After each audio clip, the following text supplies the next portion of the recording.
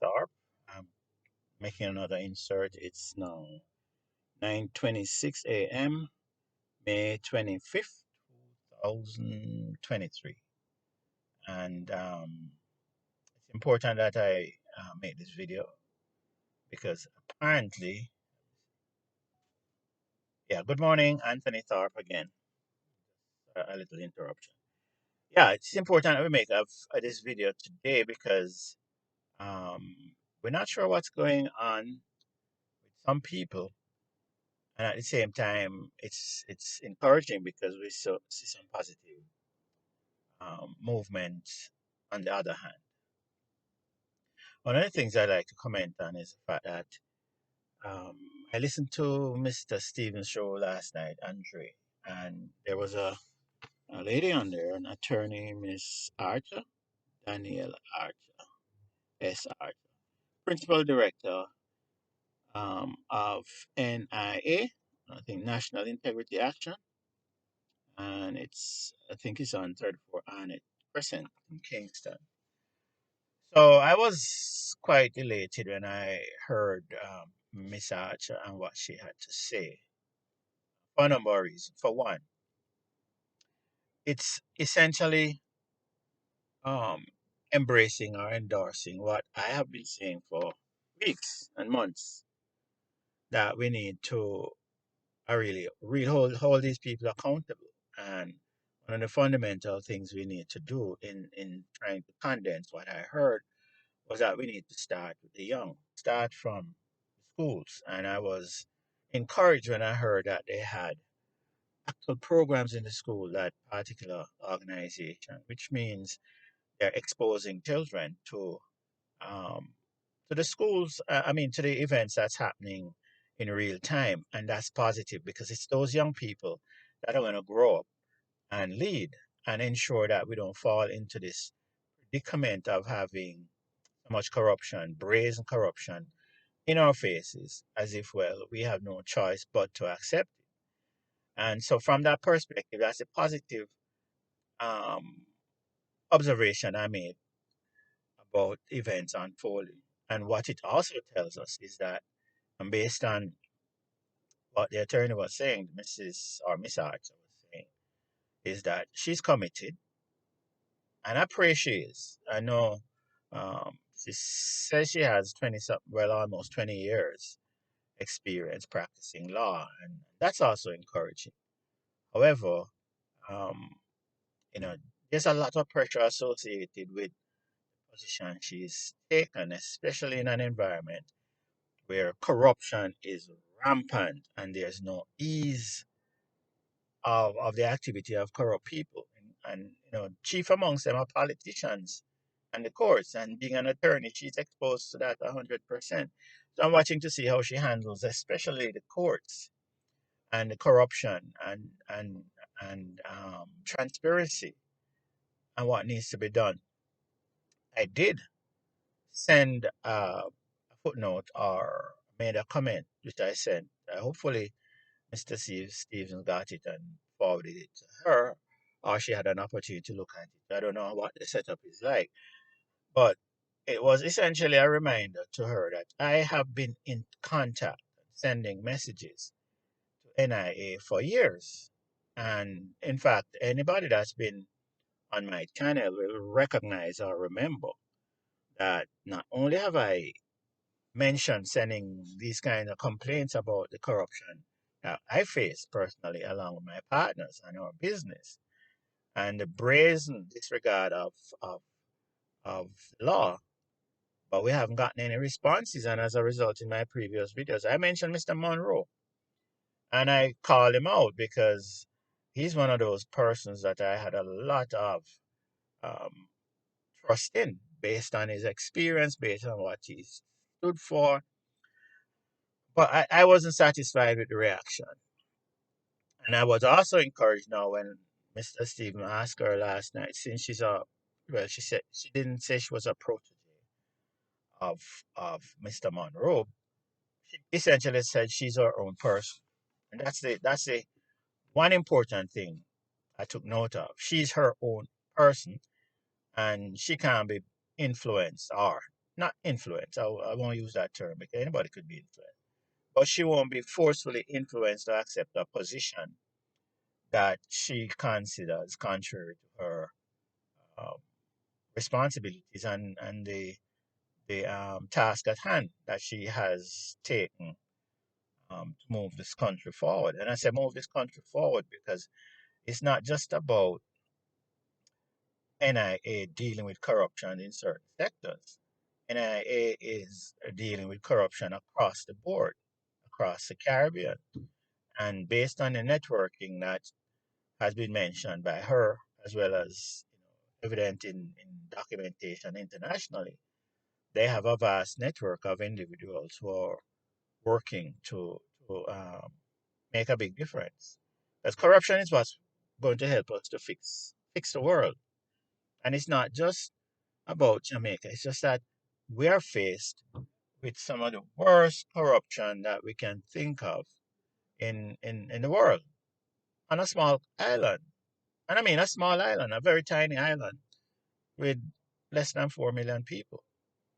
And, we're faced with such open disregard and disrespect for the people of Jamaica that many of them have become complicit and accepting that there's nothing that can be done. And we've addressed that. We've addressed the fact that there's no such thing as nothing can be done. That's how history works. Things happen, people take responsibility and responsible action and change it. Again, I'm encouraged by what she was saying. I'm encouraged from the fact that apparently there's a force in the universe that's connecting people out there with a common outlook and agenda to fix things. Because it can't be coincidence that so many people out there now are now speaking loudly about fixing or this engaging a relationship with corrupt people in our society and accepting of it as if, well, it's normal and we have to. I think people are now recognizing that they are the persons that need service and not them servicing these political persons and the corrupt and those greedy people who only think of themselves. So again, I was encouraged and I thought maybe I should say a little on that before the rains come. Because yesterday the rain came and really messed me up. I couldn't get to even walk, so I'm gonna try to condense this and getting some walking. I need that exercise. Makes me feel really better when it's done. And in saying and paying tribute to Miss, I don't know if it's Miss or Mrs. Archer, but I'd also like to pay tribute to the other bloggers out there who are pushing an agenda of change. And the I have submitted that we should call this an intellectual revolution. Because what we have now is an evolution of people thinking of making change without being violent and selling that message. And I encourage it and say that's the way to go because typically the people who want to prevent change are the ones who encourage violence. And then people respond with more violence. And at the end of the day, it's really the people, innocent people, who get hurt. The country gets hurt. So I embrace the idea that this intellectual revolution is afoot, and so many people are now pushing to have this change. Shockingly, however, it seemed that the people, well, maybe I say it shouldn't be shocked anyway, because if we look at global politics, it's always evident. We always have these dictator types, these tyrants who go into office and refuse to leave. Refuse to leave even after people say, you need to go, we don't want you. But they still hold fast to the fact that, oh, we're in here and we're going to stay at all costs. And they use all the resources of the country to keep in office until something happens and they really have to leave. And as I pointed out yesterday, in I'm pretty sure we've seen it in Europe and sometimes other countries. When there's a lack of confidence in the politician or the political leadership that people put in place, and they are, customarily they'll resign because that's the honorable thing to do. That's the respectful thing to do.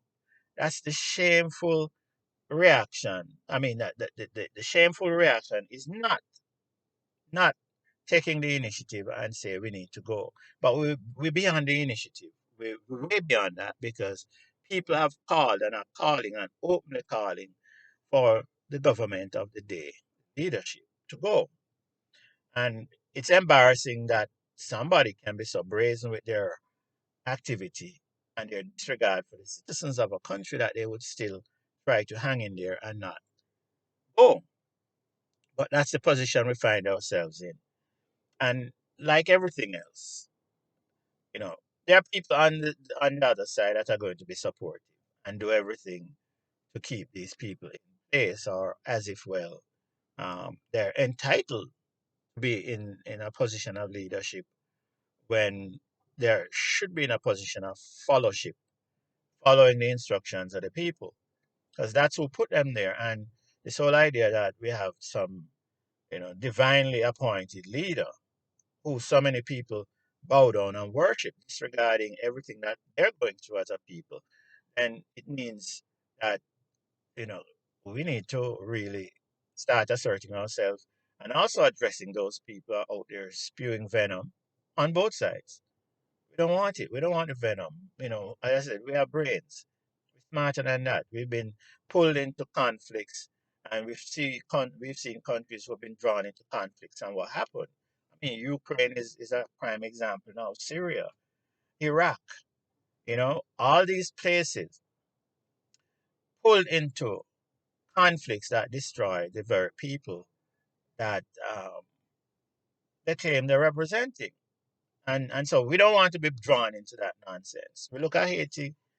Haiti is just a failed state with as much shocking events happening on a daily basis. And we don't hear it. We don't hear a lot of it because only certain things hit the news. Only when people get kidnapped and they're from from the US or from other country or a citizen of some other country. We hear about them, but what's happening to the people on the island? And it's the same thing that's going to happen in Jamaica if we don't take control of our lives. And that's essentially what I'm talking about today.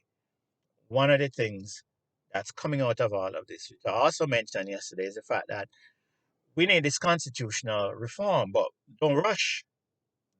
Let's not rush and make a mistake. If we're going to do this, do it right because we want to get it right. Because we don't have time to be changing the constitution every 5 years. We want to get a constitution that will be around for thousands of years, hundreds of years, and so that we can focus on the business of really building the nation. We don't want to be engaged on a constant basis of writing, rewriting, and having people going and with their opinions and deciding, oh well, this is what we want. No, let's come together, take the time, work out what we really want in this constitution, and then go ahead and deliver what's going to work for all of us. So the Constitution is definitely a priority, and we must deal with it. I keep saying Miss Archer, Mrs. I'm assuming again, um, from NIA, has made a point that she's there to help to build this country. She's not going to be um, abandoning the country. And again, I kudos to Miss Archer. And I'm pretty sure there are thousands of other people out there who are thinking just like Mrs. Archer or Miss Archer. And so we need to connect. And one of the things that I have said in the past, and even as early or as yesterday, or currently as yesterday, is that we need to take advantage of technology. We don't have to have mass road meetings and mass this and mass that, because the people who really believe in improving this country and making a change and take responsibility for it are people who will pay attention to what's online, what's going on. And so we develop not only a strategy, but a policy of how we're going to disseminate the information to all the people, including the ones who seem not to care now. And it's a matter of education.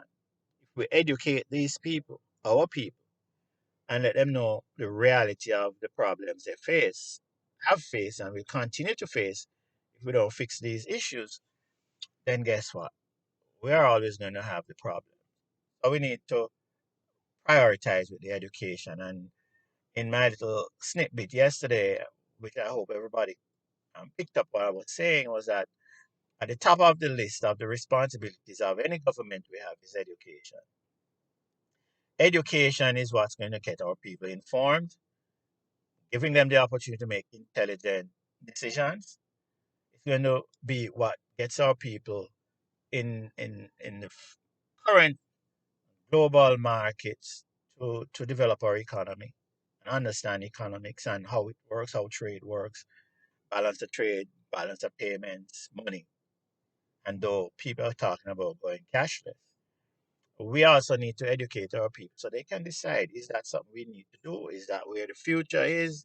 And though we must agree, if you're looking at technology and where the planet is going, yeah, eventually we're going to have a system where certain transactions will definitely be cashless. And but I don't think we'll ever get away from having actual currency, because such a system would set up the country and the world for the greatest economic chaos and failure that one would ever experience. So can you imagine some crazy person who bomb some facility, or or internet service providers or providers of these services, and what happens? You know, we have to consider the fact that if there is any kind of major disaster, catastrophe, and technology crashes or freezes for a couple hours or days, and we don't have access to this digital currency or how to transact this digital business, then we're in trouble. And I point to events that unfolded in hurricanes throughout the Caribbean and the Americas. I remember a couple of years ago when they had that really bad hurricane coming through Florida that wiped out Homestead. I don't remember the specific name, but a couple of them. And when that hurricane passed through, a lot of people were left stuck without money to buy anything because they had an ATM and they had a debit card, and there were no machines working that they could access. So they caught themselves in this position of being cashless, and therefore they were exposed to some horrific conditions, could even buy food. So again, intelligent people make intelligent decisions, and we cannot agree to move our economy, our people, or this planet forward on a monotonic system or a mono system of just cashless economy. Then there's a chaos, of course, of different countries having their own currency. Those things will have to be worked out. But as I said, we'll get to a point where, yeah, because we actually have it now, where a lot of transactions are cashless.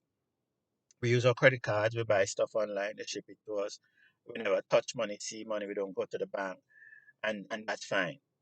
But to now focus as if this is some um, liberating event in our lives, let's stop wasting time there. At least for Jamaica, for now, we should focus on not distractions like that the prime minister and the government is throwing out there to distract us from matters that are significantly important to us now. What we have to do is focus on what is going to make this country move forward in the long and short run in a positive way for the people, all the people, not just some.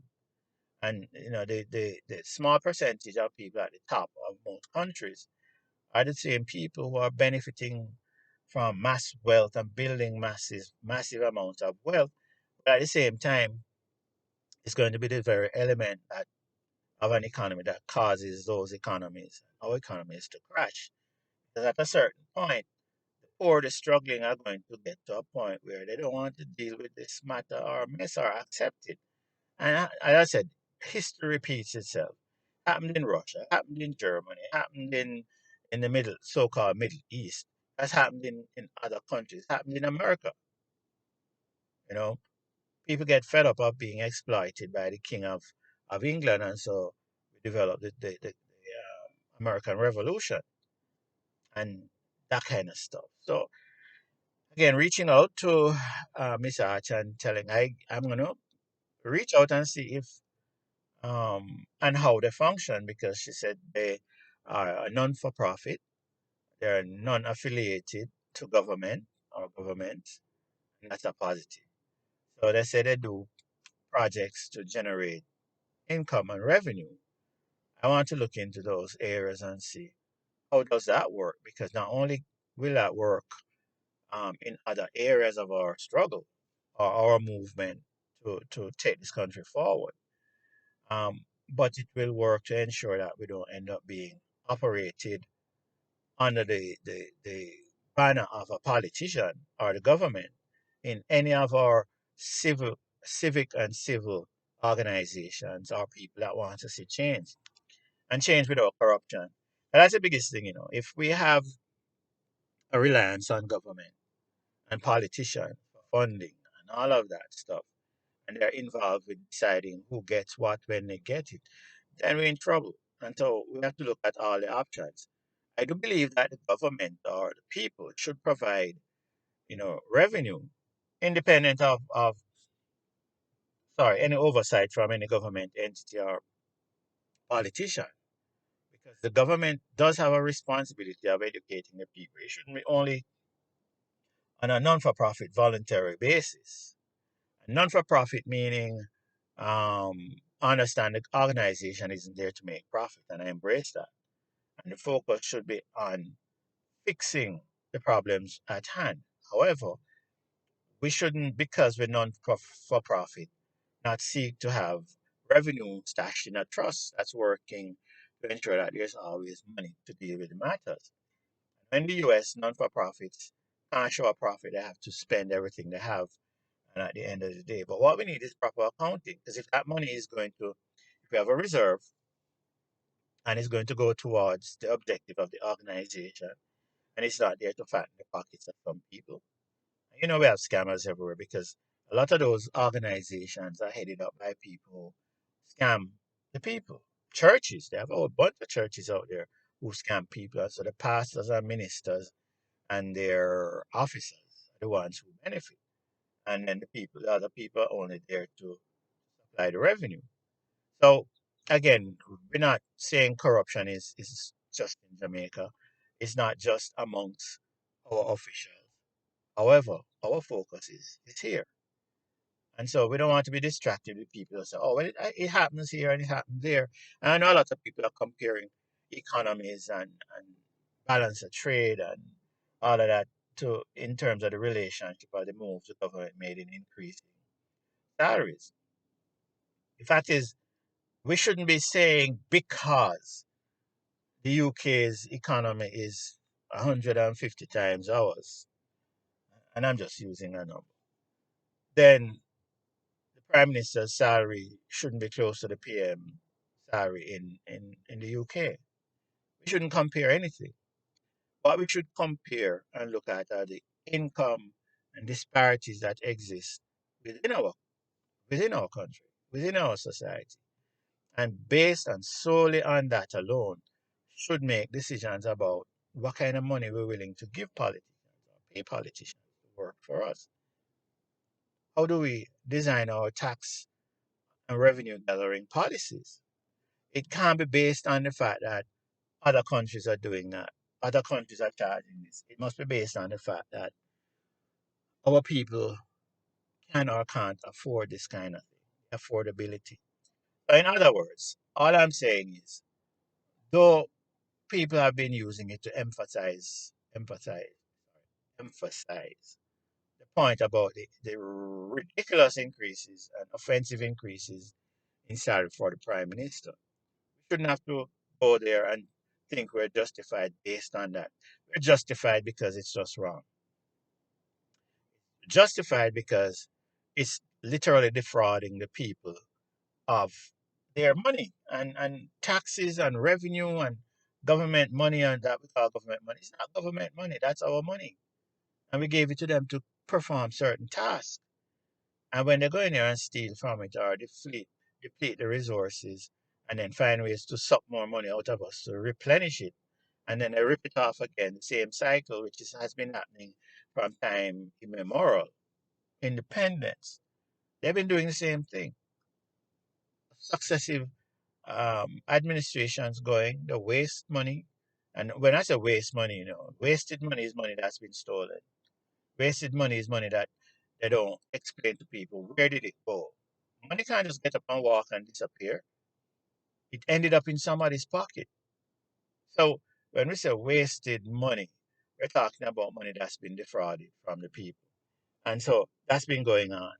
And what we have to do now, as we've been saying, hundreds of people and thousands of people in Jamaica and around the world who have an interest in ensuring that corruption is not the thing that keeps hurting this planet, is that we need to act on it and enforce it. So it shouldn't be based on what other people say, other economies and their standing. It shouldn't be based on that. Let's localize our struggle. Let's localize solutions to our struggle. And let's make decisions about our economy based on local indicators and factors that determine how successful our country will be, our economy. Let's make decisions that we need to educate our people and find a way to educate them. And I'm saying educate our people, not just the formal educational system and schools. I'm talking about keeping our people informed, all the people. So we need to put mechanisms in place for that. And we need to get out of this attitude where some people have, because there are persons out there criticizing the government or demanding change, that they are going to get all riled up and start threatening people. I am one of those persons who don't believe in ambiguities, confusing language in an economy. And I'm saying that because we need to simplify the laws that run this country so everybody understands them. You threaten people, threaten their lives, and there are consequences. No ambiguities, no going to court. Once we have the evidence that you're out there threatening lives and threatening people because you're undermining the economy, then there are standards in terms of implementation and enforcement of the law. We don't need a judge to decide you're drinking drugs that they are drinking rum, or you'd overdose on your medicine and then you come out and you're acting this way. We must have standards established in every aspect of our lives and law and how this country is run. You notice I'm kind of edging towards our judicial system. And I won't keep repeating it. I think I'm at a point now where I want to focus on how do we get the changes done. And that's why I'm encouraged when NIA and Ms. Archer is representing that they are here now to do that. I'm encouraged because I'm hearing the bloggers, Carlos TV, Jamaica TV. I hear him, and he's one of the most vocal persons, forcefully so, and to the point. And I think people like that, Carlos, Mr. Stevens, um, Mix Up Boss, all those other people who are focused on the real issues, that they need to connect with organizations like the NIA and work together to make a difference. There are other people out there like myself who are willing to give support and stand behind this kind of move. As I've said before, it's not just about the fact that they've been ripping us off and defrauding me personally, and then using the law and the courts to enforce their corrupt activity towards us. It's bigger than me. It's bigger than my partners. It's about fixing things and making things and putting things in action that will ensure that every Jamaican, every person who comes into this country is not only protected security wise, but has the opportunity protected for them to pursue any legitimate business or lifestyle they want. It shouldn't be that some people are restricted because of corruption and decisions by others to abuse their responsibility. And I'm moving, if you know, so I'm moving away from this idea about power. I don't want to keep saying these people abuse their power. They don't have power. We assign them responsibilities and they must carry out their duties. That's what it is. responsibilities, and its duties. We have to put things in perspective because semantics are important. Words are important. The meaning of words are important. And people put those things in their psyche when you use certain terminologies and words without defining them. So this whole idea that we've been saying, the politicians have the power, the prime minister have the power, the judge have the power. No, we have to stop all of that. They have responsibilities, they have duties, and they were given an assignment to execute those responsibilities and duties. That brings me to the other point that part of, and I think I mentioned it yesterday, that one of the main things that we should be focused on when it comes to reforming the Constitution is that we don't leave any any doubt about what the people want in the Constitution in terms of responsibility for each of these ministries or divisions of the country, the various divisions of the country. Like say for example, security, education, healthcare, communication, economic development, and opportunity. Those are the areas, some of the areas that we must ensure that we define point for point the responsibility of anybody we ask to lead that organization while they're in office. We don't need to have guessing because then if it's just giving them and say throw them this office and they go in and do what they want, we're going to end up with the same problems. We need to have standards established. We need to have rules that are followed and not rules that are ambiguous like what happens in the court. They have a rule and the judge decide what they want to do with it. And for example, the Constitution says every person who goes into court has the right to represent themselves or select whosoever they want to represent themselves. Yet the courts are out there telling people they can't represent other people if other people ask them to do it. Why?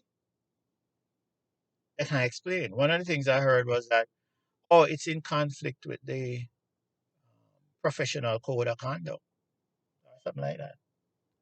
What would that have to do with the Constitution? No professional code of conduct or conduct can overrule what the Constitution is saying.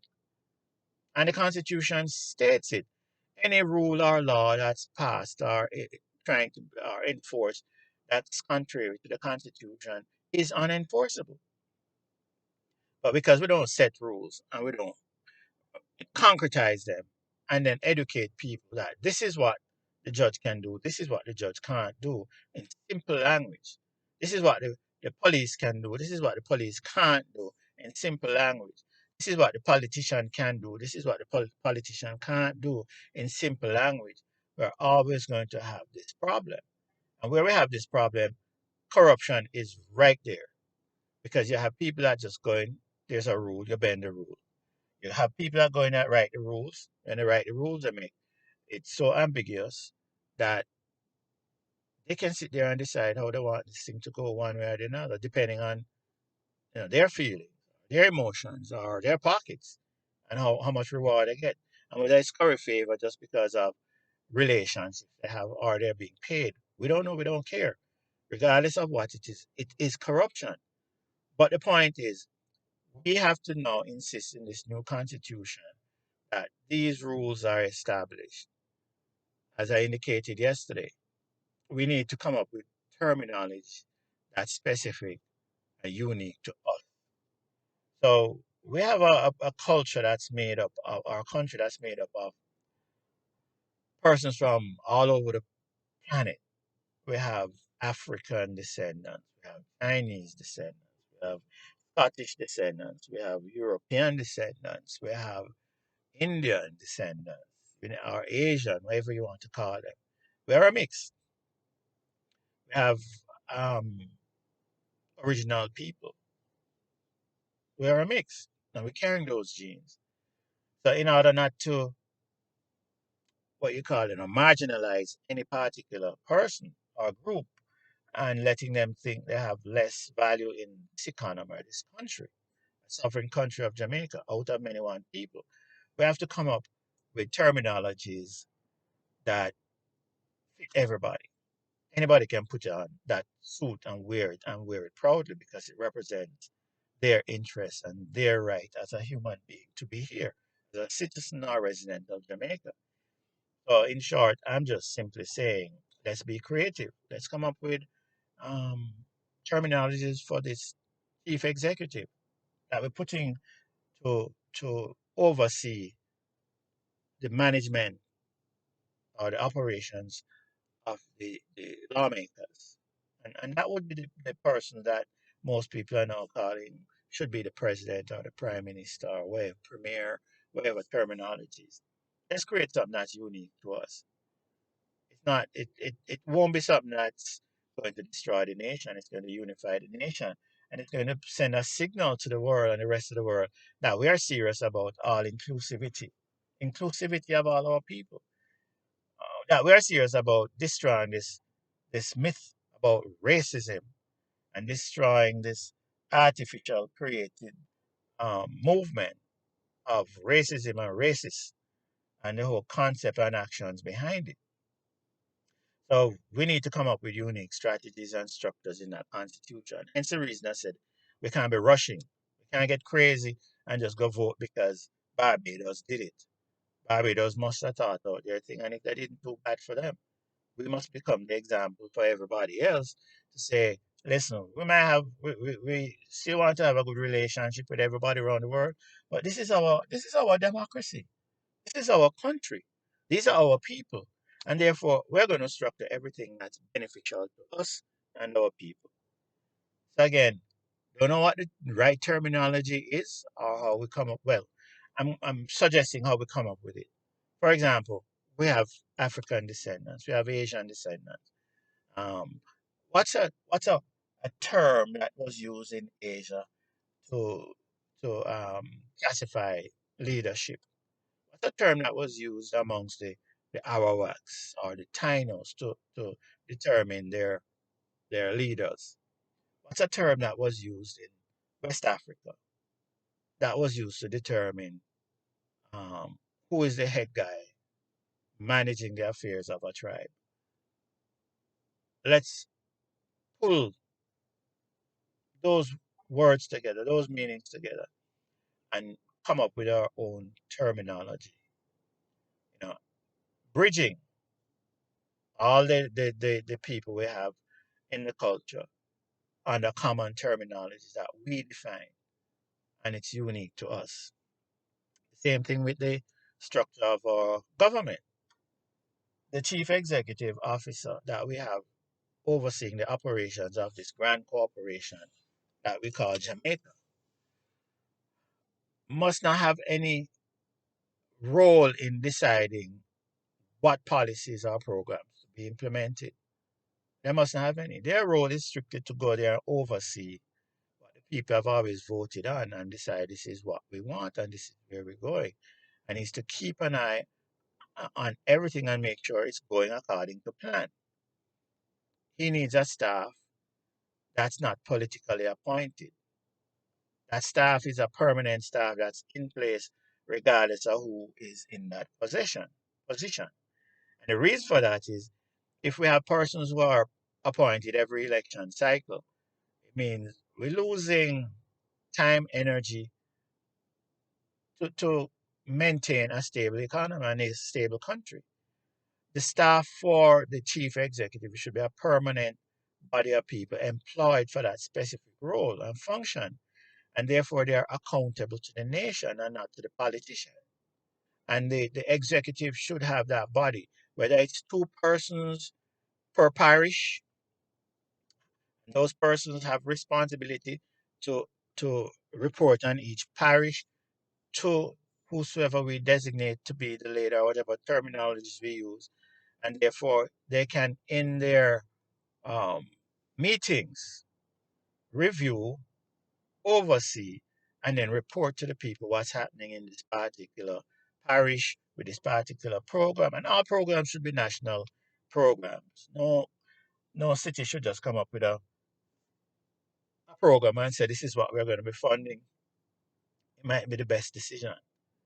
And so each area of our constitution must define clearly how these bodies operate or these persons operate.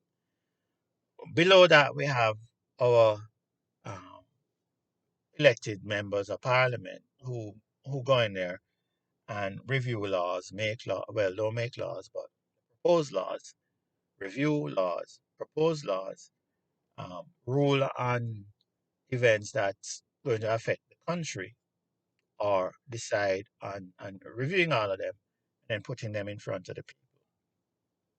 From from the perspective of timely movement, then certain matters, as I've said to you before, certain laws that we need to vote on must be voted on at a general election.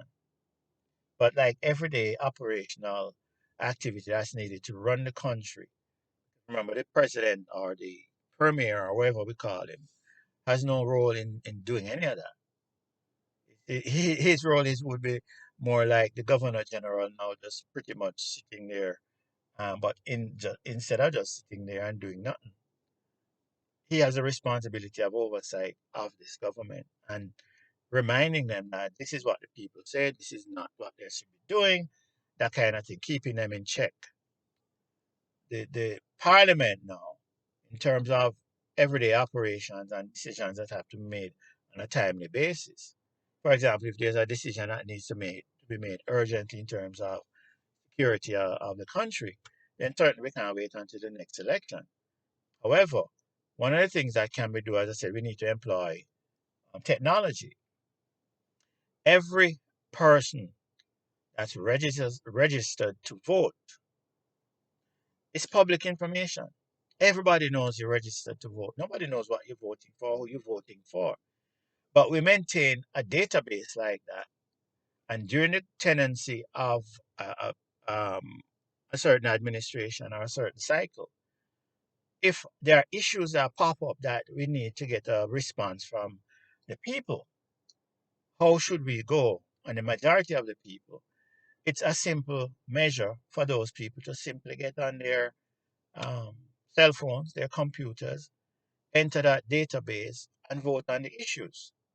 And as I've suggested again, because communication is so important, we are maintaining a ministry or a body or a council that deals strictly with communication, and that body doesn't report to the chief executive or report to parliament. They're independently operating. And every news item, every word that comes out of a mouth of a politician, every decision to be made, every request for, you know, change of policy or implementation of a policy is communicated in real time to the people. As I said, the cell phone. Everybody have one or two cell phones, rather computer or email.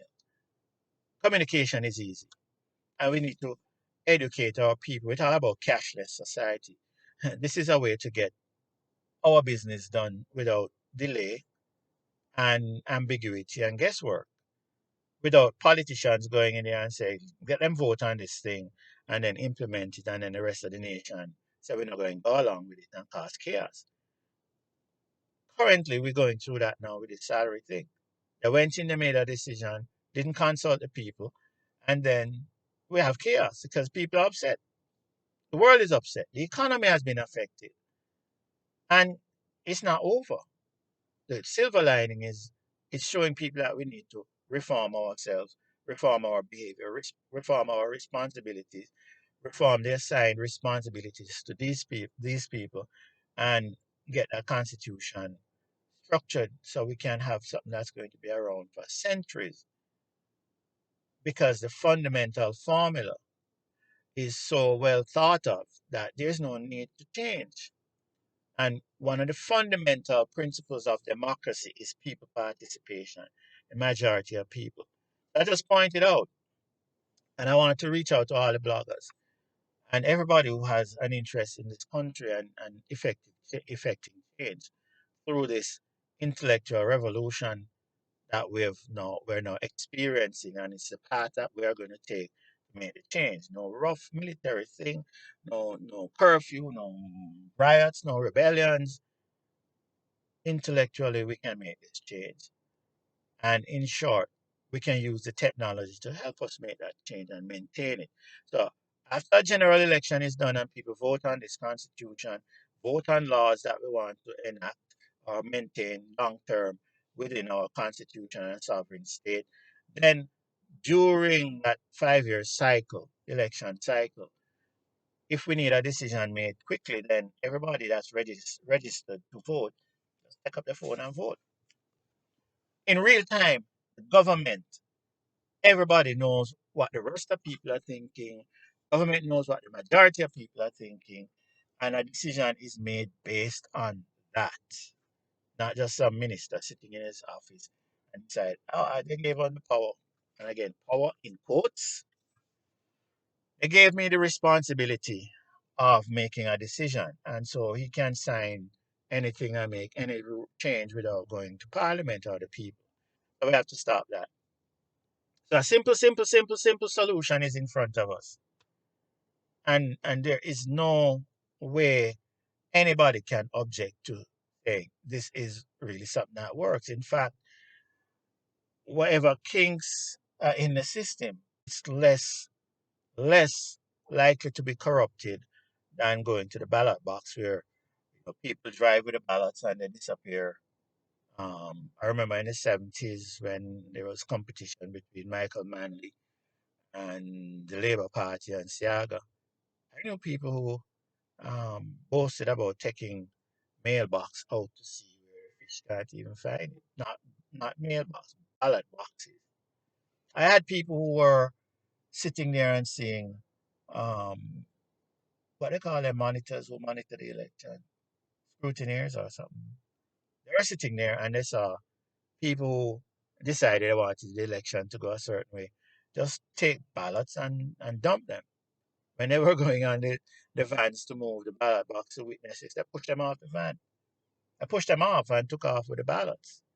So it is less likely for us to have that kind of issue of corruption through denying people their right to vote and their choices by using technology.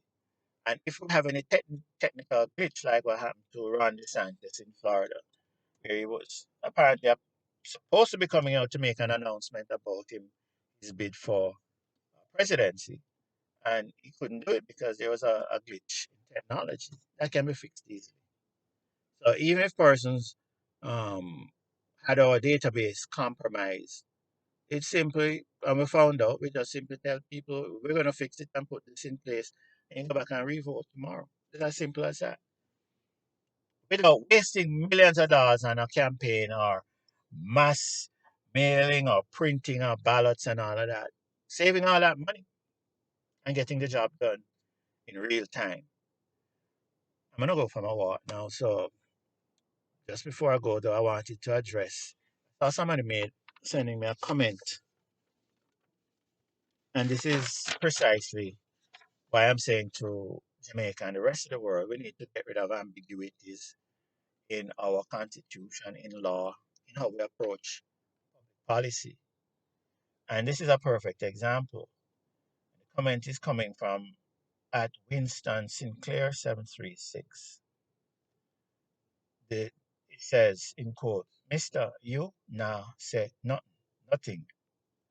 That was the first one. Mr. You now say nothing. And it's not about the language. It's about what's stated here. The ambiguity. What do you mean by all of that?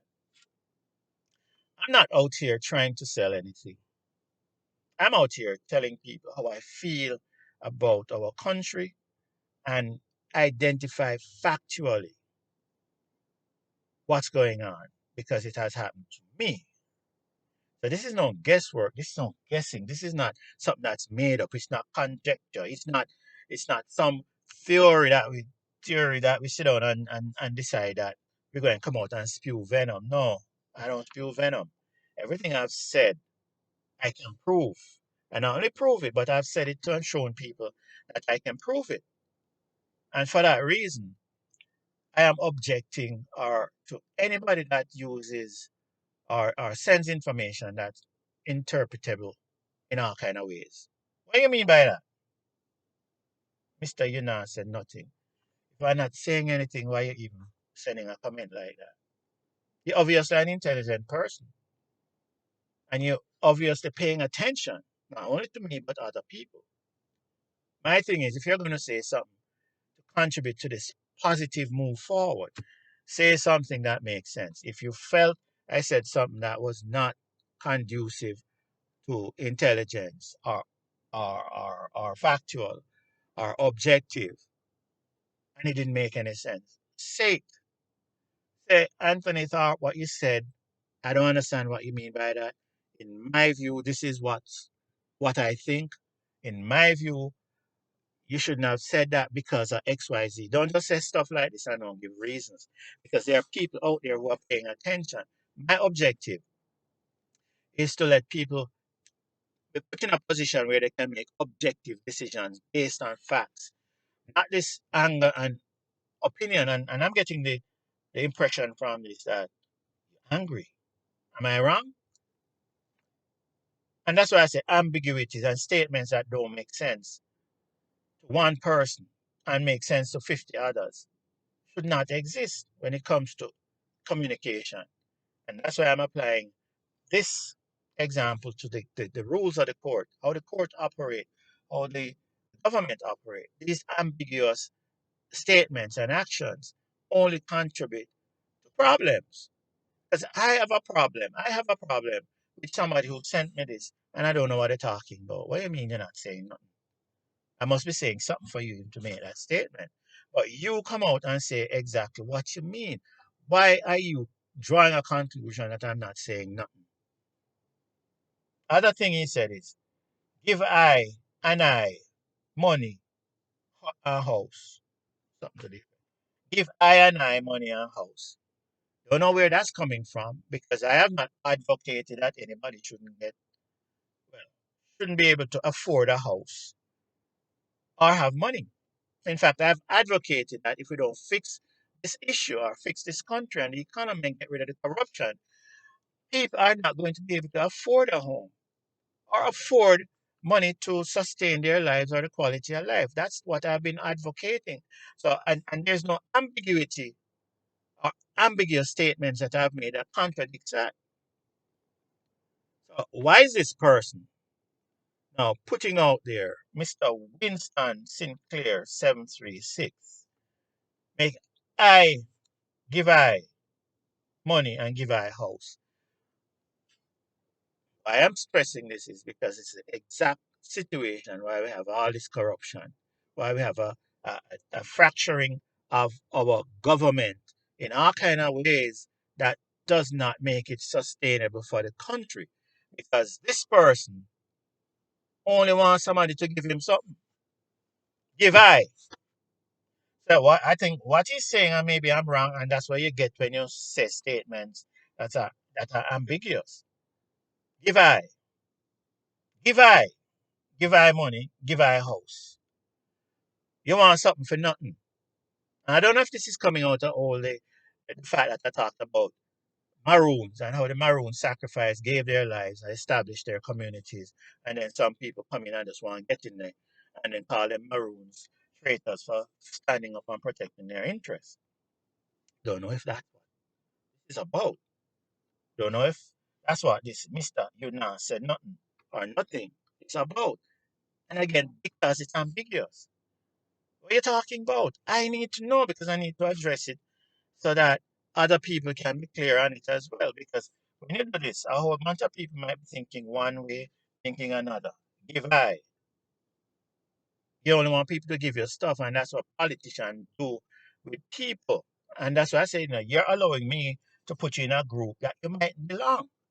Are you one of those people who just sit down like a parasite on society and then expect people to go work and then you sit down there and corrupt politicians take taxpayers' dollars and take taxpayers' money and give it to you to go vote?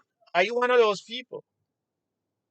Are you one of those people who believe politicians must just take the taxpayers' money, swindle the money, give you a house, and earn it, earn it, work for it, and other people out there working and paying the bills, and you sitting like a leech on society? You see what you're doing to yourself. And I'm saying this to everybody out there with this mentality. You're not intimidating me with this nonsense. You're not intimidating anybody, you're only making a fool of yourself. Clarify your statements. I say you're probably an intelligent person, but don't allow people to class you as anything else by putting out venom and nonsense like this. Because we're talking about being proactive, being positive, taking responsibility for our actions, being a country and build a nation that not only you can live the best life you can, but your people and successive generations of our people can. That is what we're standing for here. That is what these bloggers are out there saying. And yeah, everybody is ambitious. Everybody out there, I would imagine, want the best life, want the biggest house, the most luxurious house, want to be able to afford a vacation if they want to travel, want to have money in the pocket, don't want to go to bed hungry, don't want to wake up and say, where am I going to get my next meal? How am I going to earn some money today? There are people out there with real concerns. And then out there trying to get people, give me this, give me that. You work to build a nation. You work to build a nation that you can claim. You work to build a nation that delivers the kind of lifestyle and protective lifestyle that you want to live. Because I'm sure you don't want to get up tomorrow and don't know where your next meal is coming from. You don't want to go to bed knowing you're sleeping outside and if it rains, you're in trouble. You get pneumonia. You don't want to go to bed and knowing if you have kids, you can't feed them. You don't want to get and live in a country where your children are denied an education because of their birth, where they were born, their names, what they look like.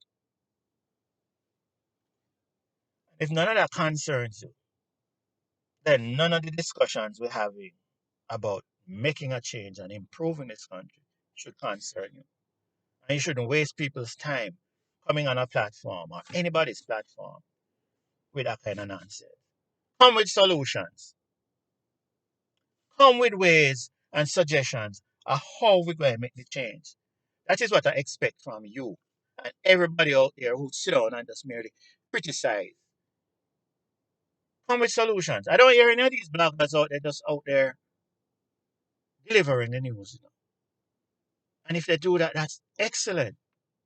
I don't hear any of them out there telling people, give up and go home and go sleep and accept it. Take the kick in your butt that you've been getting from you were born till now. Take it and absorb it and don't worry about it because that's you can't do nothing about it. I haven't heard anybody saying that because that's not reality. Reality is you taking responsibility, going out there and helping to change society and sustain the change by ensuring that we have a stable, safe, secure society where everybody feel they can walk free without being targeted or worrying about being robbed, killed, raped, murdered because we live in an economy where some people just want stuff. Don't go to find out how they can go improve their lives and make stuff happen for themselves. But when other people make stuff happen, then you go in and you take their lives and take their money and take and destroy the entire community that we want to build. You see what all of that talking that just coming out of me is saying? This is what happens when you have an economy that's built on ambiguity. When you have a judicial system that's built on ambiguity. When you have a police force that doesn't understand their responsibility because they're getting ambiguous and contrary and confusing instructions from the different elements of our government and the courts. And you want to tell me, say, you don't think them police know about them dirty judges down there? And I'm going to keep talking until they fix the court. All the thing you're taking out on me and trying to intimidate me, I'm not going to stop until you fix the code. And you know what's good about what's happening? It's not up to me alone. Other people are rising up and they're talking about it. I hear everybody out there who are talking, really talking sense, saying, oh, the courts. They keep mentioning the courts because everybody is aware that one of the primary problems we have in this country is corruption, not in law enforcement, but the courts. Corruption in law enforcement can be minimized. You never 100% fix it. As long as you have people. Corruption all over the planet will never be fixed permanently. Because where you have people, you're going to have those things. We can minimize it. And we can put measures in place that some people aren't abused and they lose the opportunity to forward and build, go forward with their lives and their family. I mean, what's our function on this planet other than to strive, to be happy, to be successful, to live the best life? What other function we have? Not to walk around and create wars and fight war and create all kind of havoc and ambiguities that result in civil society destroying itself. And that's why it's offensive and we must fix corruption. Because that's what corruption does. And that's why I said, when I started out, I pointed out to NIA. And I pointed out, and as you have known if you follow my videos, I've been critical of Mr. Monroe.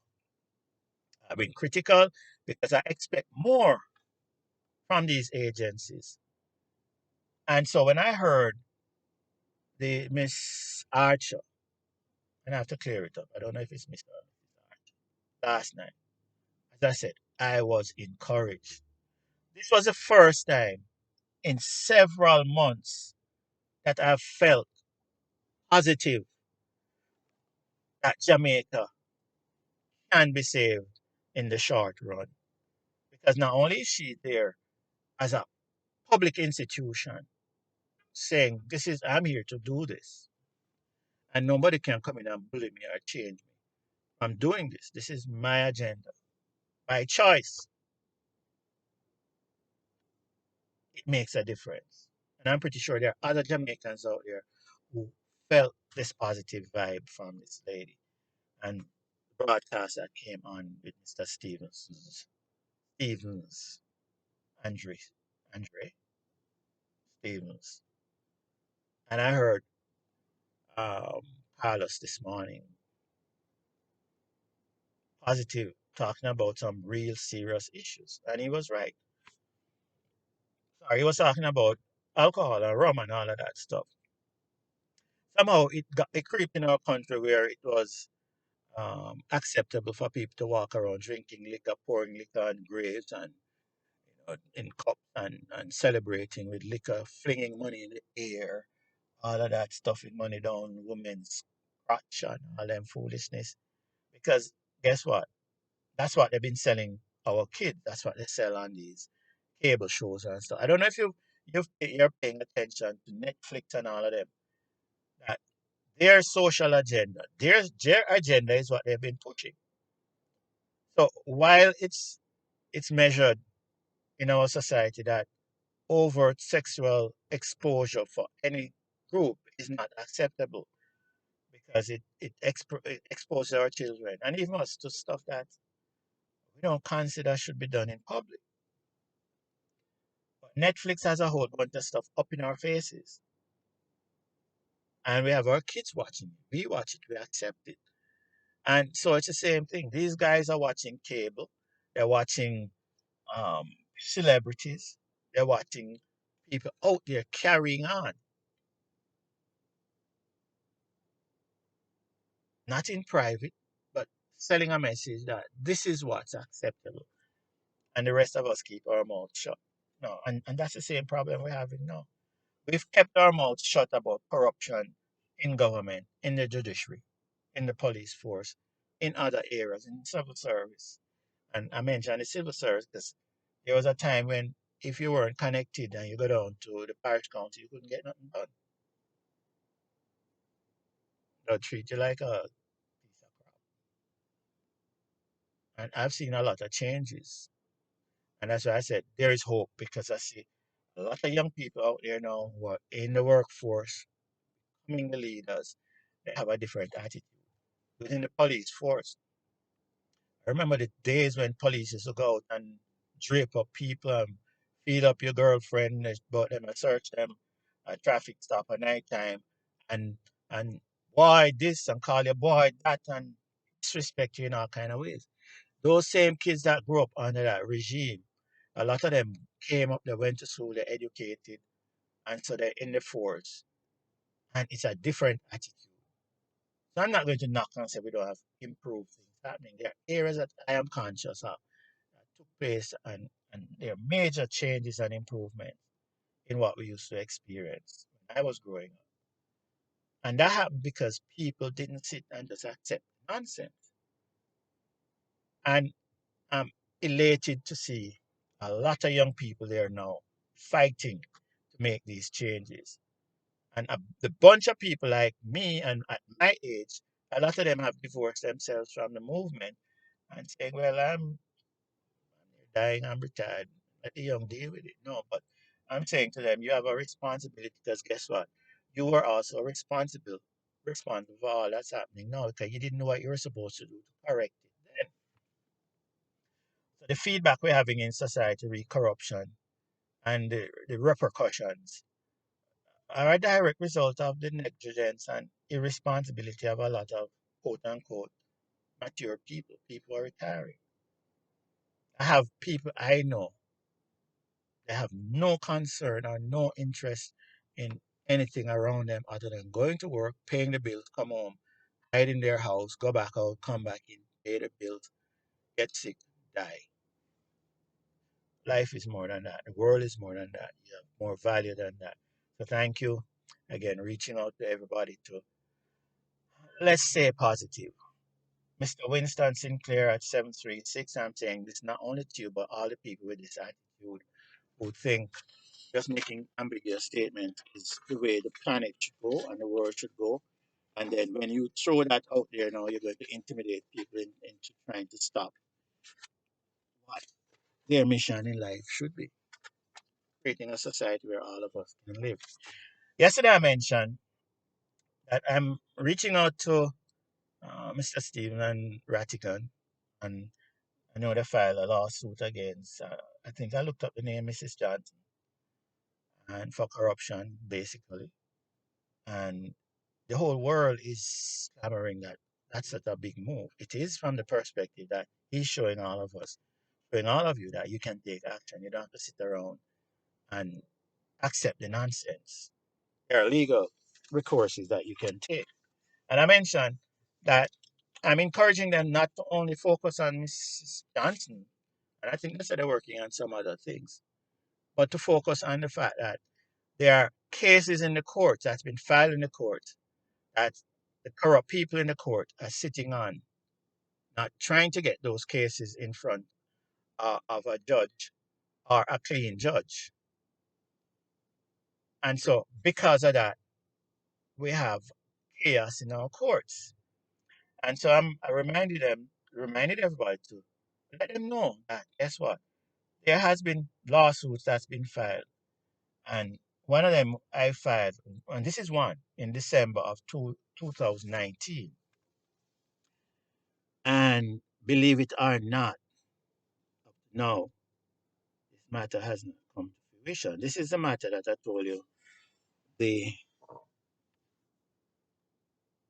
the gentleman that was serving the summons on these people came from and particulars. He just dropped out of sight, dropped out completely. He say served them, including the Chief Justice, or he carried out the process legally, and he was to file the affidavit of service or acknowledgement, affidavit of service. And every day I tried to get in touch. He said he's going to do it, he's going to send it, and then he just completely disappeared. What happened there? I said he used to do it, he used to complete, and he collected his money, no problems. You'd work, I pay. In fact, I paid extra. And in this particular instance, I knew it was a touchy thing because of the people who were being sued. And it's between Anthony Thorpe claimant, it's claim number SU219 CV04818.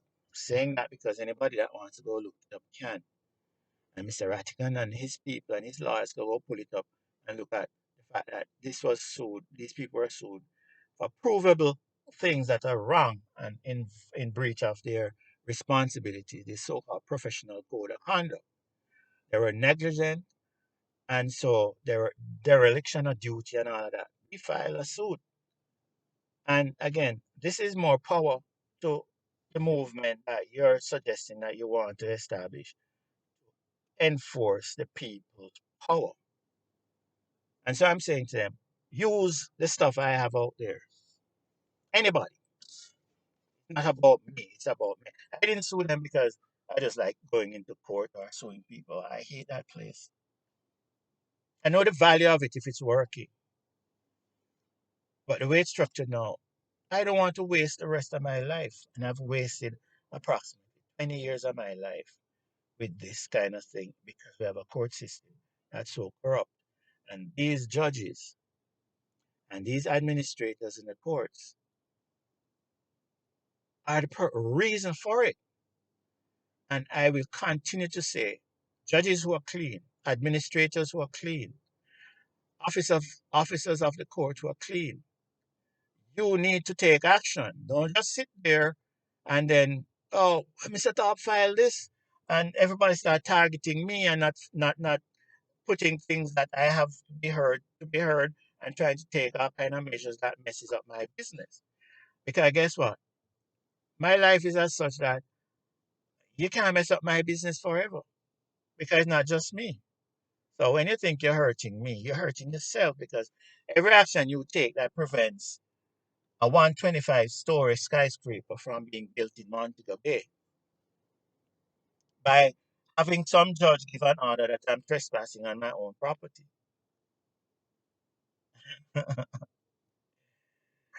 It's not hurting me, it's hurting the entire nation. It's hurting you. It's hurting the possibility or probability of you getting an increasing pay because the kind of money damage that occurs when projects like this get stopped.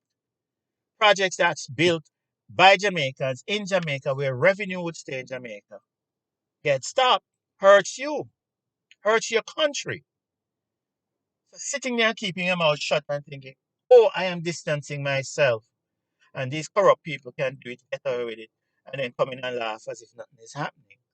You're hurting yourself because the revenue that comes in that could go towards paying you a little better, making your work conditions better, job opportunities better for you and your children are being destroyed by these people.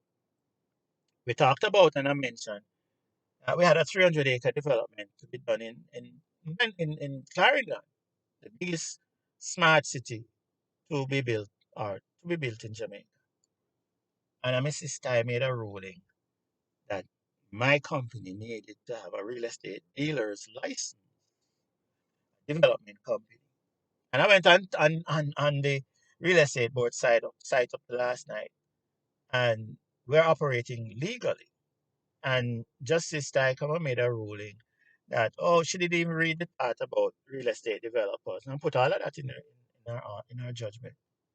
But because I did not have a real estate dealer's license nor my company, it means we were operating illegally. And the agreement that this woman is jumping out of or trying to jump out of, even though under the Constitution, under the law, under the Real Estate Board Act, we were operating legitimately, made a ruling that she couldn't enforce the agreement that the woman was breaking.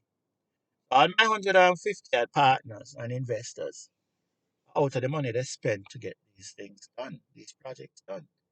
So we took it to the appeals court. And what did the appeals court do? They affirmed it. And I've been in touch with the real estate board, waiting on them. If I don't hear from them by next week, I'm filing a suit against them for damages. They owe us and owe us all the money that we lost. When the court made that decision, and why we're suing them is because they're negligent, dereliction of duty. They defrauded us. So I paid money when I registered my company as a developer for approved projects in Mandeville. And so they have to go explain that. I'm also going to be filing, if I do survive over that time, action against all them corrupt people that's in the court. And I'm not filing it in Jamaica. There is a law, international law, that certainly allows you to haul them crooks in front of an international court. That's going to be. The documents have been worked on. I'm just waiting to see how they act.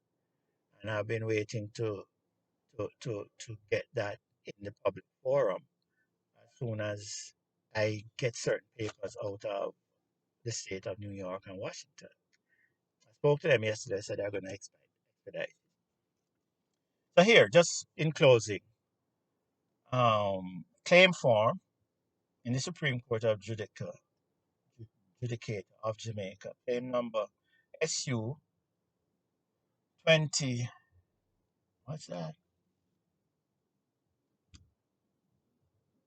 SU 219, it should be 2019, yes, a little C something.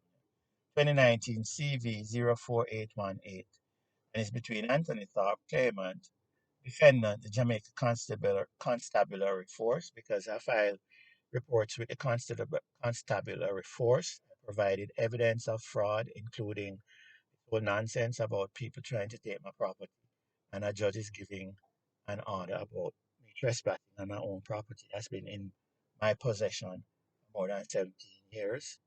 I have development permits. I have all kind of paperwork to show it's my property. And some girl walk into court and say, oh, she's representing the owners and I'm trespassing on the property. Apply for an injunction in my absence. Then when we went back to court, the judge is going to say, well, she's going to extend the injunction. Guess what? That's not enforceable, and I'm not giving a shit what they put out there. You can't take me off of my property. But I've been giving the court the opportunity to fix it. And instead of fixing it, I'm hearing nothing at all. All right? So I sued the constabulary force because I've provided evidence to the fraud squad. I've gone to Mocha. I've gone to Area 1. I've spoken to several officers, including Mrs. Ricketts at the fraud squad on the Summit Station in Montego Bay, Sunset. Nothing.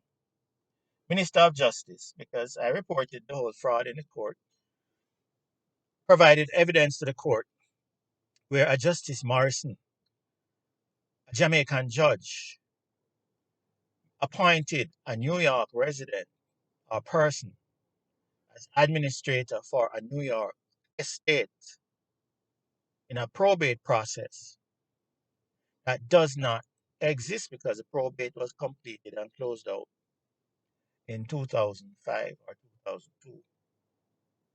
And this is in 2013. Justice Morrison went and appointed a Steve Rapier, no, Capital One, as administrator for an estate that was fully probated in New York, in the Surrogate Court of New York. Estate that has nothing to do with Jamaica because the estate didn't have, any property in Jamaica when he made the ruling. And appointed that person to now say they are the administrators for the estate in New York State. And of course, that's so fraudulent and illegal. The man is not a New York State judge. He can't practice law in the United States. Jamaica has no jurisdiction in the court of New York. And all of that was supplied to the Minister of Justice as well as the Constabulary Force. All of that is in front of Chief Justice Brian Sykes. In fact, Brian Sykes was the one that stated to me that he's not going to give an order for the JCF to investigate fraud in the court. And when he said that, I nearly fell off my stool or the chair. But I filed a complaint the next day with the then Chief Justice, Mrs. McCullough. And Mark Golding was the Minister of Justice. And I have the letters, Mr. Golding, so I don't think you're dishonest, are you going to? And I have the letter that I sent to the Chief Justice. Then, still have them, and I file them in courts. And I'm saying that because I gave the police all those documents and the Minister of Justice all those documents. The General Legal Counsel filed everything with them as well. They're telling me they don't see anything wrong with John Graham filing fraudulent documents in court. They actually stated that. But they don't see any problems with him filing illegal documents in court and telling lies. All those were filed with the General Legal Counsel. It's down there and I still have the paperwork so they can't go talk about this is made up. The Integrity Commission. I sued the Integrity Commission because I provided them with the evidence as well of the corruption, of the fraud. And all I heard was, oh my God, the judge really did that. We're going to investigate. And every time I'd walk in the office there, when I went to New Kingston, they'd say, "Oh, we're going to investigate," and then eventually nothing. I haven't heard anything. As I said in a previous broadcast, some weeks ago or some time ago, finally, after again making complaints and bloggers starting to get out there and speak on the corruption and what's going on, I got a letter from the Integrity Commission that, oh, we're going to investigate the matter. Still haven't heard anything from them. Oh, and that brings me to the next thing that Mrs. Um, the young lady I was speaking about said that this gag order that they have on the Integrity Commission should be lifted. But if government doesn't want to lift the gag order, guess what? We don't have to wait on government. We know the corrupt people out there. We expose it. We say these people are corrupt. This is the evidence. We publish it. We set up a website. We publish it online, and so the world knows. Because this argument about, oh, then we might be ruining the character of this particular person that's being investigated when the information is put out there is nonsense, utter nonsense. So we're going to allow a rapist to operate in school. We know he's raping off the kids, or there's a report that they're raping the kids, but we allow him to operate because we're keeping the investigation under wraps until it is put in front of Parliament, instead of us suspending the people who are accused until the matter is settled, like in any other civilized country. Nobody hid from the public what Donald Trump was accused of or what Biden's son is accused of. Nobody cares about his character. Nobody stopped the police from publishing people's name and say, you're a person of interest, report to the police station. Get a name, call them address and all of that. Nobody, what kind of discrimination is that? But in other words, it's nonsense. All I'm saying is all we have to do as a people, private people, is set up databases, publicize it. That's like what's happening on the blog. Let people know. So this nonsense about destroying character and so it no matter. Suspend him or retire. Suspend him until it's resolved. If he's innocent, then whosoever made the false allegations is put to task. He can sue them for defamation or come up with some law say if you file false reports, which is in existence already, we're going to charge. Simple. It's nonsense about not giving people information or we know people are committing crimes is a farce. So the Integrity Commission, Don Graham, who is the lead attorney for Capital One, and that's been encouraging these judges to commit all these fraudulent acts in New York and committing crime. Stephanie Graham, his daughter. Justice B. Morrison, as I mentioned to you before, he's on the list. Justice Kirk Anderson is on the list because Justice Kirk Anderson refused to recognize the people who really own business ventures and solutions. My company that assigned percentages of that to different people. He refused to recognize them. When the law said he must, the rules say he must, and yet the other judges sit down to and ignore all of that. And that's going on in real time now. Oh, he's on the list. The Supreme Court of the Supreme, Alexis Robinson. She's a young lady that walked in and said she owned, or the owners of business ventures, the company, retain her. And of course, we provide all evidence in front of the court, plus rulings from the court that nothing can go so. Yet them have her. And if she say man now go apply for an injunction that I'm trespassing on property. This is after evidence is in front of the court and ruling from the court that her argument and involvement is BS. She can't do it legally. But the game now is to put in an injunction, drag it out.